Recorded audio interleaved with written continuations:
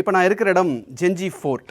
இங்கே கோல்டுக்கும் செஞ்சி ஃபோர்ட்டுக்கும் ஒரு மிகப்பெரிய லிங்க் இருக்குது. அது என்ன அப்படின்னா, ஃபர்ஸ்ட் செஞ்சுரியிலிருந்து 9th century, 10th century, 12th century, 14th செஞ்சுரின்னு பல செஞ்சுரிஸாக இந்த செஞ்சி ஃபோர்ட்டை கொஞ்சம் கொஞ்சமாக கட்டிகிட்டு வந்திருக்காங்க. இங்கே வேலை பார்த்த சோல்ஜர்ஸ், படைக்காவலர்களுக்கெல்லாம் எப்படி சம்பளம் கொடுத்துருக்காங்க அப்படின்னா, கோல்டில் தான் கொடுத்துருக்காங்க. ஸோ அதை வந்து மூணாக பிரிக்கிறாங்க. ஒன்று சோல்ஜர்ஸ், ரெண்டாவது கமாண்டோஸ், மூணாவது குதிரைப்படை வீரர்கள். இப்போ சோல்ஜர்ஸ்னு எடுத்துக்கிட்டிங்கன்னா அவங்களுக்கு ஒரு மாதத்துக்கு 3 கோல்டு காயின். ஒரு கோல்டு காயினுக்கு பேர் வராகன் அப்படின்னு சொல்கிறாங்க. அந்த கோல்டு காயினோட வெயிட் எவ்வளோ இருக்குன்னா 3.4 கிராம்ஸ் இருக்குன்னு சொல்கிறாங்க. ஸோ ஒரு சோல்ஜருக்கு 10லேருந்து 11 கிராம் ஆஃப் கோல்டு காயின் சம்பளமாக கொடுத்துருக்காங்க. அது மட்டும் இல்லாமல் நெல் தானியமெல்லாம் கொடுத்துருக்காங்க. நீங்கள் பின்னாடி பார்க்குறீங்களா, இதுதான் நெற்களஞ்சியம். இங்கே தான் நெல்லெல்லாம் அடுக்கி வைக்கிறாங்க.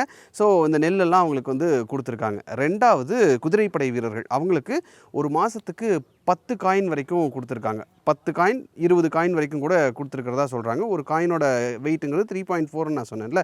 எதுக்கு அவங்களுக்கு அவ்வளோ அப்படின்னா, அந்த காலத்தில் ஒரு மாடு வாங்கணுன்னா 5 கோல்டு காயின் கொடுக்கணும். ஒரு குதிரை வாங்கணுன்னா குறைஞ்சபட்சம் 20 கோல்டு காயின் கொடுத்தா தான் குதிரை வாங்க முடியும் அப்படின்ற ஒரு சுச்சுவேஷன் இருந்ததுனால குதிரைப்படை வீரர்களுக்கு அதை குதிரையை மெயின்டைன் பண்ணுறதுக்கு கொஞ்சம் அதிகமான பணம் சம்பளமாக கொடுத்துருக்காங்க. மூணாவது கமாண்டர், படை தளபதிகள், அவங்களுக்கு வந்து நிலம் சம்பளத்துக்கு பதிலாக நிலமாக கொடுக்குறாங்க. அந்த நிலத்தை அவங்க லீஸ் அவுட் பண்ணுறாங்க அக்ரிகல்ச்சர் மாதிரியான விஷயங்களுக்கு.